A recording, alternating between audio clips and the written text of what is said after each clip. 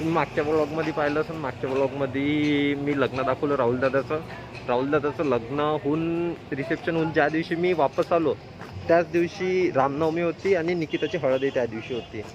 आणि तिने खूप दिवसा पहिल्यापासून सांगून ठेवलं होतं, तर आम्हाला तिची हळद, तिचं लग्न, तिचं रिसेप्शन सगळंच इम्पॉर्टंट होतं, तरी मी तिचं रिसेप्शन नाही अटेंड करू शकलो.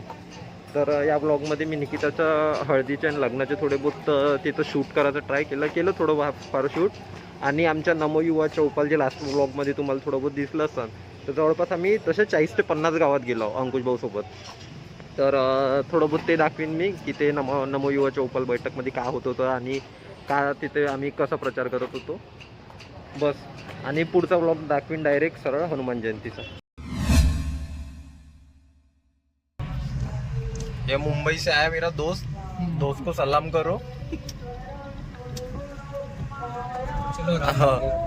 आता चाललो आम्ही. आज रामनवमी आहे. आता सुरुवात व्लॉगची राम मंदिरात दर्शन करून घेऊ. बस लावून द्या गाडी. बस दर्शन करतो ना. आता आमच्या मैत्रिणीची हळद आहे निकिताची.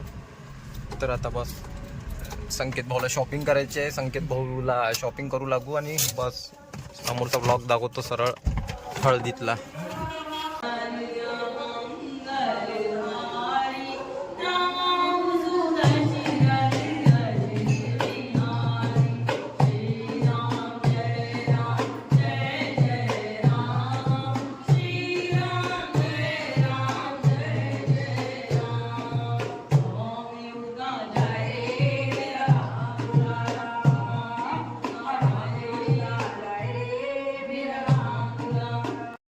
आमच्या वार्डात निघत रामनवमीची रॅली आता.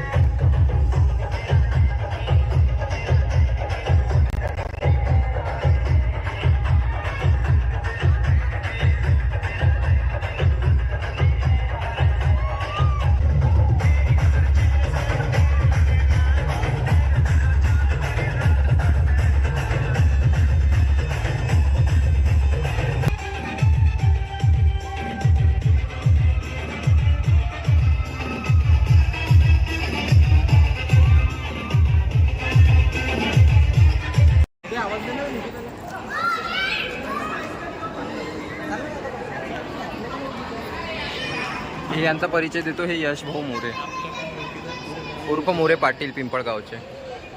तुमचा परिचय द्या दादा. तुम्हीच द्या. जाऊ द्या आता. यांना सगळे ओळखतात माझे मित्र. हे मुंबईचा आहे मेरा दोस्त को सलाम कर.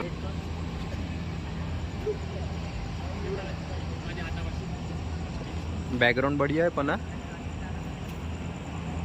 असं वाटते का त्या लंडनची बिल्डिंग आहे हिंगणघाट. खूप दिलं पण समोरून. ये लंडन की गोरी मॅम का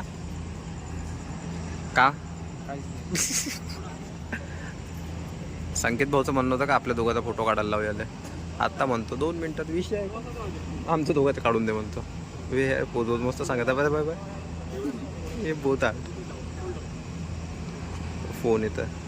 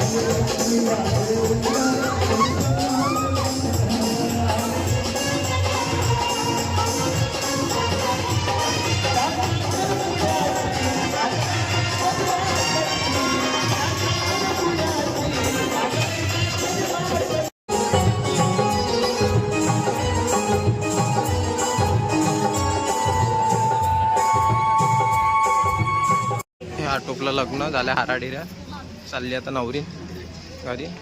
हे सगळे लोंबून आहे. भाऊ क्षमता आहे का तुमच्यात? 5 किलोमीटर धावू शकता का सध्याच्या कंडिशनमध्ये तुम्ही? पूर्णच लोंबून आहे. रडत आहे निकिता.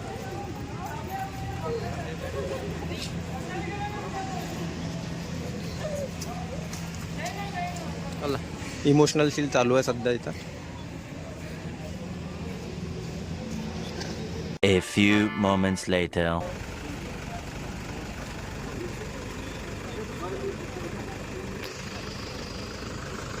आता माहित ना कुठं जायचं आहे तर. अजून आणखी 2-3 गाव बाकी आहे.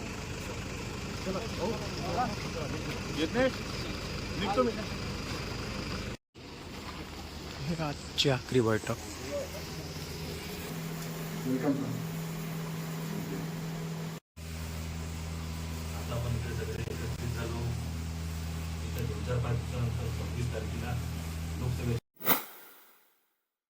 संकेत भाऊ फुल बुलेट घेऊन राडा करायला आला.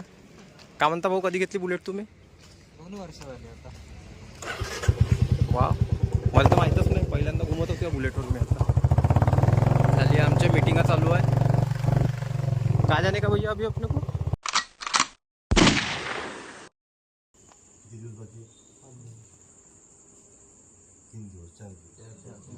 तर यावेळी आपण सांगितलं पाहिजे का 1975 काळी आणीबाणी हे इंदिरा गांधीने लावली. आपण लावली का? ना आणीबाणी कशासाठी लावली या लोकांनी? कशामुळे लावली? का यायला माहीत होतं 1975 मध्ये निवडणूक लागली तर आपण 100% पडतो. इंदिरा गांधीला माहीत होतं. म्हणून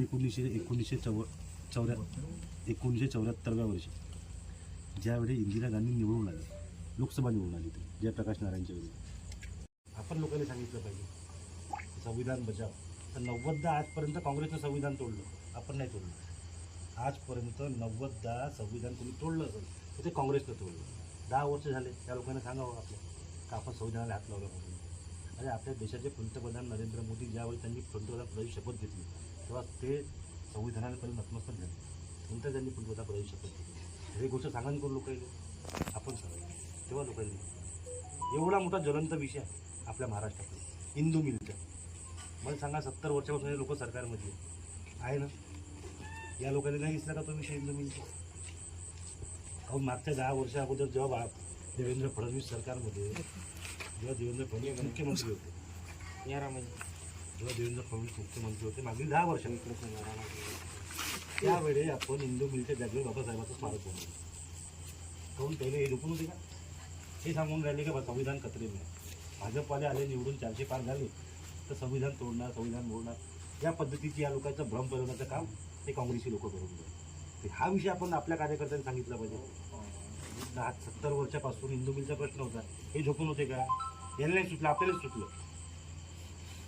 लंडनमध्ये ज्या ठिकाणी बाबासाहेब राहत होते, ज्या ठिकाणी ते शिकले, त्या ठिकाणी त्यांनी पुस्तक लिहिलं, त्या ठिकाणी ते राहिले, ते घर मागील 70 वर्षापासून लंडनमध्ये आहे. लिलावाले निघेपर्यंत लंडन गव्हर्नमेंटनं ती जागा लिलावाले काढली.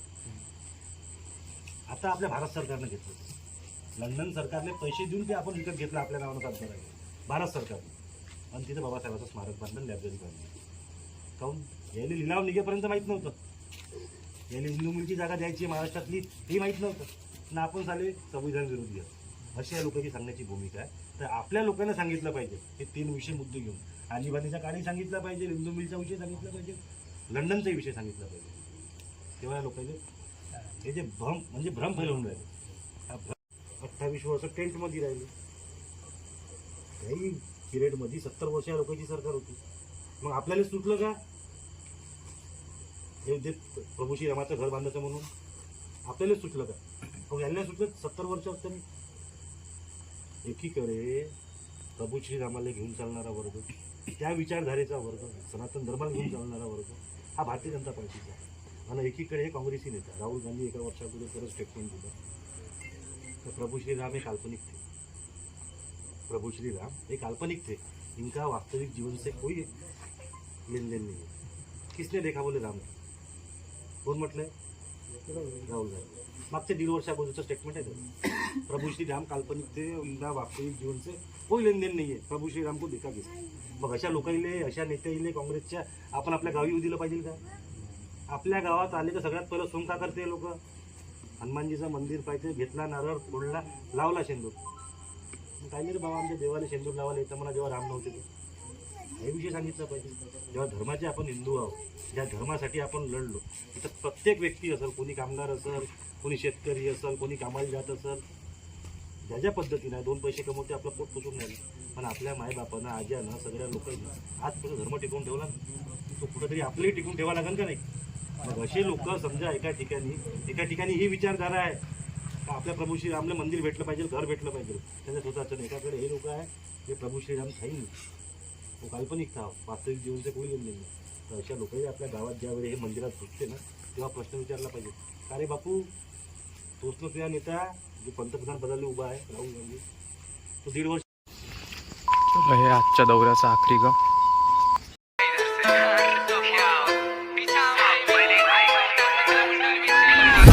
कोणाला पिन्नत मध्ये गाजवायला डॉन